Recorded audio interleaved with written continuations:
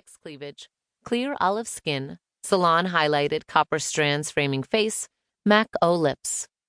I would not be put out to pasture because of a roguishly sexy reporter who disappeared for days on end and who I did not want to think about right now.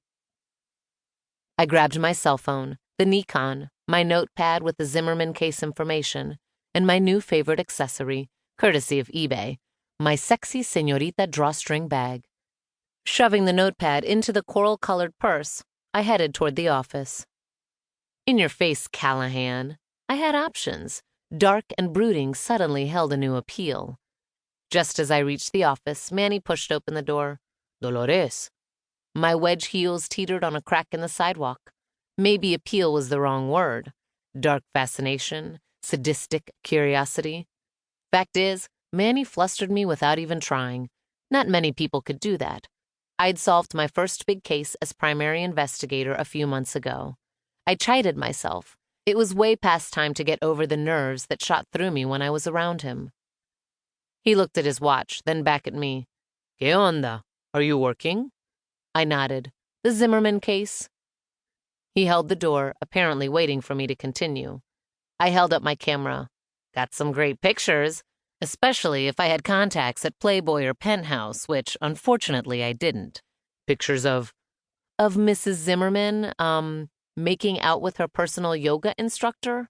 Making out might have been understating Mrs. Zimmerman's activities, but it was the safest answer. How'd you get them? I followed them after yoga class. Manny's eyes narrowed as he looked me up and down. Are you supposed to be undercover? My dress was a far cry from yoga wear, but there was nothing wrong with looking good on a surveillance job. They changed after class, then went to dinner. Lucky for me, I'm a yoga junkie and very flexible. Maybe not as flexible as Mrs. Zimmerman, but her sexual creativity was in a class by itself. And have decent cargo room in my car. Manny seemed to ponder this, his expression unreadable. And the photos? He finally asked. After dinner, they went around the corner from the restaurant. Totally classless. Who got down and dirty out in public? I was across the street. Excellent telephoto capabilities on this camera, by the way. He let the door to the office close while I accessed the pictures on the digital camera. I froze when his arm brushed against my back. The touch had been as light as a breath, but any physical contact from Manny Camacho could send a woman into premature orgasm. He moved behind me to look over my shoulder. A zing shot through my body and I gulped. Looking at X-rated pictures with my boss was muy uncomfortable. I tried not to think about how flexible he might be and whether his slight limp or his cowboy boots would interfere with the Kama Sutra position in photographs 3, 27, or 31.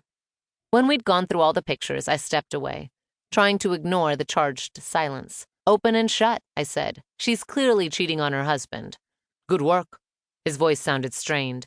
I shoved aside the idea that it might be because of the photos, particularly what Mrs. Zimmerman had been doing in shots 10 through 18. My PI gene kicked in. Why didn't he have plans on a Friday night? He had the hottest girlfriend this side of the Rio Grande, maybe this side of anywhere. Her only competition was the phantom ex-wife who nobody had ever laid eyes on. Neither were in sight. You're here late, I said casually. Where's Isabel? I pronounced the name in Spanish, Isabel.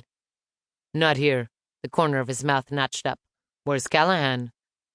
There was a good chance that Manny Camacho, ex-cop turned super detective who seemed to know everything, knew exactly where Jack Callahan was. Then again, maybe not. He wasn't psychic, after all, and I hadn't let on that Jack had been MIA for almost a week now. Not here, I said, then quickly changed the subject. I'm going to upload the photos and write my report for Mr. Zimmerman, which brought to mind something else. I'm ready for a new case. Manny pressed a button on his keyring. 2 beeps sounded from his truck. A white, lifted kick-ass 4x4. It wasn't the most unobtrusive vehicle on the road in Sacramento, but it certainly had style. The report can wait until Monday. We'll talk about the caseload then. I started to stick my phone into my purse and to retrieve my set of office keys. The straps slipped off my shoulder and the bag fell. Manny was right. Uploading the pictures could wait till Monday. But since I had nothing better to do tonight, there was no reason to put it off. I like to finish what I start.